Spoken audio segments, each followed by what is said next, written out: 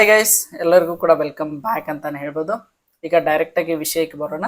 ಈಗಾಗಲೇ ನಿಮಗೆಲ್ಲರಿಗೂ ಕೂಡ ಗೊತ್ತಿರೋ ಹಾಗೆ ನಮ್ಮ BVK 13ರ ಆಡಿಷನ್ ಮುಕ್ತಾಯಗೊಂಡಿದೆ. ಆಲ್ಮೋಸ್ಟ್ ಆಲ್ ಜೂನ್ 21ನೇ ತಾರೀಕು ಮುಕ್ತಾಯಗೊಳ್ತು ಅಂತಾನೆ ಹೇಳ್ಬೋದು. ಈಗ ಯಾವುದೇ ರೀತಿಯಾಗಿ ಬಿಗ್ ಬಾಸ್ ಕಡೆಯಿಂದ ಯಾವುದೇ ರೀತಿಯಾಗಿ ಅಫಿಷಿಯಲ್ ಅಪ್ಡೇಟ್ಗಳು ಇನ್ನೂ ಕೂಡ ಬಂದಿಲ್ಲ ಅಂತಾನೆ ಹೇಳ್ಬೋದು. ಅದರ ಜೊತೆಗೆ ವೈಟ್ ಗೋಲ್ಡ್ ಅವರ ಒಂದು ಕಡೆಯಿಂದ ಇನ್ನೊಂದು ಸಲ ಯಾರ್ಯಾರೆಲ್ಲ ನಮ್ಮ ಬಿಗ್ ಬಾಸ್ ಕನ್ನಡ ಸೀಸನ್ 13ರ ಆಡಿಷನ್ ಅನ್ನ ಮಿಸ್ ಮಾಡ್ಕೊಂಡಿದ್ದೀರಾ, ಆನ್ಲೈನ್ ಆಡಿಷನ್ ಅನ್ನ, ಅದಕ್ಕೆ ಇನ್ನೊಂದು ಸಲ ಅಪ್ಲೈ ಮಾಡಲು ನಮ್ಮ ವೈಟ್ ಗೋಲ್ಡ್ ಅವರ ಕಡೆಯಿಂದ ಒಂದು ಅಪರ್ಚುನಿಟಿಯನ್ನು ಕೂಡ ಕೊಟ್ಟಿದ್ದಾರೆ. ಅದನ್ನ ನೀವು ಎಲ್ಲರೂ ಕೂಡ ಕಲರ್ಸ್ ಕನ್ನಡ ವಾಹಿನಿಯಲ್ಲಿ ಪ್ರೋಮೋವನ್ನು ಕೂಡ ನೋಡೇ ಇರ್ತೀರ ಅಂತಾನೆ ಹೇಳ್ಬೋದು. ಅದಕ್ಕೆ ಇನ್ನೊಂದು ಅವಕಾಶ ಸಿಕ್ಕಿದೆ. ಇನ್ನು ಯಾರ್ಯಾರೆಲ್ಲ ಅಪ್ಲೈ ಮಾಡಿಲ್ಲ ಬೇಗ ಬೇಗ ಅಪ್ಲೈ ಮಾಡ್ಕೊಳ್ಳಿ ಅಂತಾನೆ ಹೇಳ್ಬೋದು.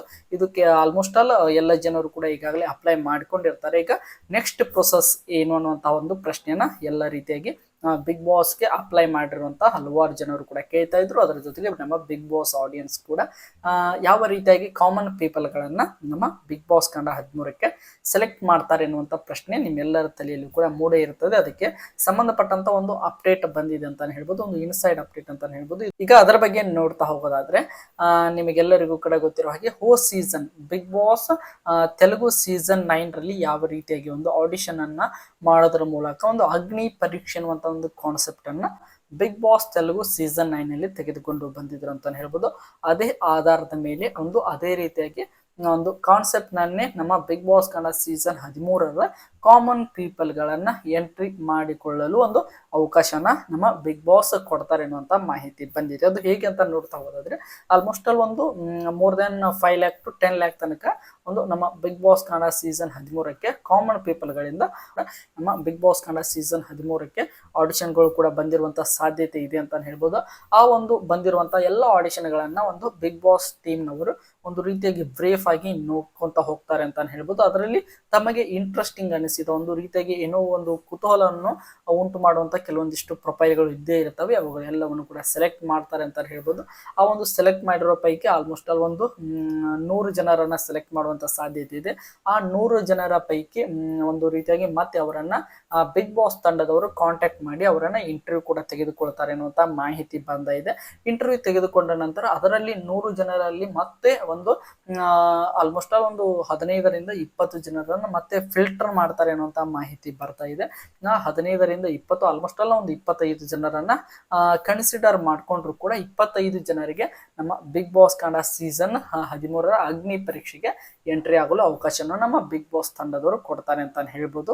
ಆ ಒಂದು ಅಗ್ನಿ ಪರೀಕ್ಷೆ ನಮ್ಮ ಟಿವಿಯಲ್ಲಿ ಕೂಡ ಟೆಲಿಕಾಸ್ಟ್ ಆಗ್ತದೆ ಅಂತ ಹೇಳ್ಬೋದು. ಆ ರೀತಿಯಾಗಿ ಬಿಗ್ ಬಾಸ್ ತೆಲುಗು ಸೀಸನ್ 9 ರಲ್ಲಿ ಒಂದು ಅಗ್ನಿ ಪರೀಕ್ಷೆ ಕಾನ್ಸೆಪ್ಟ್ ಅನ್ನ ಒಂದು ವಾರ ನಡೆಸಿದ್ರಲ್ಲೂ ಅದು ಟಿವಿಯಲ್ಲಿ ಕೂಡ ಟೆಲಿಕಾಸ್ಟ್ ಆಗಿತ್ತು. ಅದೇ ರೀತಿಯಾಗಿ ಆ ಒಂದು ನಮ್ಮ ಬಿಗ್ ಬಾಸ್ ತಂಡದವರು ಫಿಲ್ಟರ್ ಮಾಡಿ ಇಟ್ಕೊಂಡಂತ ಒಂದು 20ರಿಂದ 25 ಜನರನ್ನ ಅವರು ಅಗ್ನಿ ಪರೀಕ್ಷೆಗೆ ನೇರವಾಗಿ ಎಂಟ್ರಿ ಕೊಡಿಸ್ತಾರೆ ಅಂತ ಹೇಳ್ಬೋದು. ಅಲ್ಲಿ ಮುಖ್ಯವಾಗಿ ನಮ್ಮ ಗಿಲ್ಲಿ ಹಾಗೆ ರಕ್ಷಿತಾ ಶೆಟ್ಟಿ ಅಂತ ಹೇಳ್ಬೋದು, ಇವರು ಜಡ್ಜಸ್ ಆಗಿ ಬಿಗ್ ಬಾಸ್ ಮನೆಯ ಒಂದು ಸೀಸನ್ 13ರ ಅಗ್ನಿ ಪರೀಕ್ಷೆಗೆ ಜಡ್ಜಸ್ ಆಗಿ ಬರ್ತಾರೆ ಅನ್ನೋಂತ ಮಾಹಿತಿ ಬಂದಿದೆ. ಇದ್ರ ಬಗ್ಗೆ ಯಾವುದೇ ರೀತಿಯ ಕನ್ಫರ್ಮೇಶನ್ ಇಲ್ಲ. ಒಟ್ಟಿನಲ್ಲಿ ನಮ್ಮ ಬಿಗ್ ಬಾಸ್ ಕನ್ನಡ 1ರಿಂದ 13 ತನಕ ಯಾರ್ಯಾರೆಲ್ಲ ವಿನ್ನರ್ಸ್ ಆಗಿ ರನ್ನರ್ಸ್ ಅಪ್ ಇದ್ದಾರೆ, ಅದರಲ್ಲಿ 2ರಿಂದ 3 ಒಂದು ರನ್ನರ್ಸ್ ಅಪ್ ಆಗಿರ್ಬೋದು ಅಥವಾ ವಿನ್ನರ್ಸ್ ಆಗಿರ್ಬೋದು. ಆಲ್ಮೋಸ್ಟ್ ಆಲ್ ವಿನ್ನರ್ಸ್ ಅನ್ನ ಸೆಲೆಕ್ಟ್ ಮಾಡಿ ಆ ಒಂದು ಅಗ್ನಿ ಪರೀಕ್ಷೆಗೆ ಜಡ್ಜಸ್ ಅನ್ನಾಗಿ ಮಾಡ್ತಾರೆ ಅಂತ ಹೇಳ್ಬೋದು.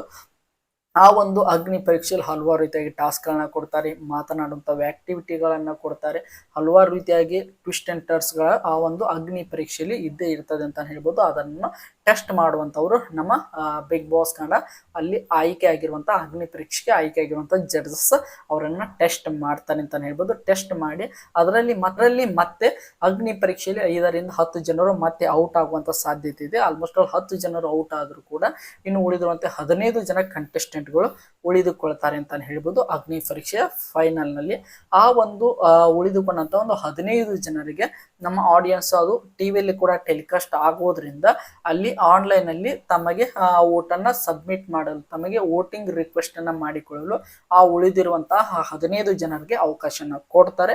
ಆ 15 ಜನರ ಪೈಕಿ ಆಡಿಯನ್ಸ್ ಯಾರನ್ನ ಇಷ್ಟಪಡ್ತಾರೆ ಯಾರಿಗೆ ಅತಿ ಹೆಚ್ಚು ಓಟ್ಗಳು ಬರ್ತವೆ ಅದರಲ್ಲಿ ಬಿಗ್ ಬಾಸ್ನವರು ತಮಗೆ ಬೇಕಾದಷ್ಟು ಜನರನ್ನ ಬಿಗ್ ಬಾಸ್ ಕನ್ನಡ ಸೀಸನ್ 13ಕ್ಕೆ ಒಂದು ಗ್ರ್ಯಾಂಡ್ ಓಪನಿಂಗ್ಗೆ ಎಂಟ್ರಿ ಆಗಿ ಅವರನ್ನ ಕರೆಸ್ತಾರೆ ಅಂತಾನೆ ಹೇಳ್ಬೋದು. ಒಂದು 15 ಜನರ ಪೈಕಿ ಆಲ್ಮೋಸ್ಟ್ ಆಲ್ ಒಂದು 5ರಿಂದ 6 ಜನರು ಈ ಒಂದು ಬಿಗ್ ಬಾಸ್ ಕನ್ನಡ ಸೀಸನ್ 13ಕ್ಕೆ ಒಂದು ರೀತಿಯಾಗಿ ಕಾಮನ್ ಪೀಪಲ್ಗಳಾಗಿ ಎಂಟ್ರಿ ಕೊಡುವಂತ ಸಾಧ್ಯತೆ ಇರ್ತದೆ ಅಂತಾನೆ ಹೇಳ್ಬೋದು. ಆಲ್ಮೋಸ್ಟ್ ಆಲ್ ಆ ಒಂದು ಸಮಯದಲ್ಲಿ ಬಿಗ್ ಬಾಸ್ ಮನೆಗೆ ಎಂಟ್ರಿ ಕೊಡುವಂತ ಸಮಯದಲ್ಲಿ ಅವರು ಅಗ್ನಿ ಪರೀಕ್ಷೆಯಲ್ಲಿ ಒಂದು ರೀತಿಯಾಗಿ ತುಂಬಾನೇ ಫೇಮಸ್ ಕೂಡ ಆಗಿರ್ತಾರೆ ಅಂತಾನೆ ಹೇಳ್ಬೋದು.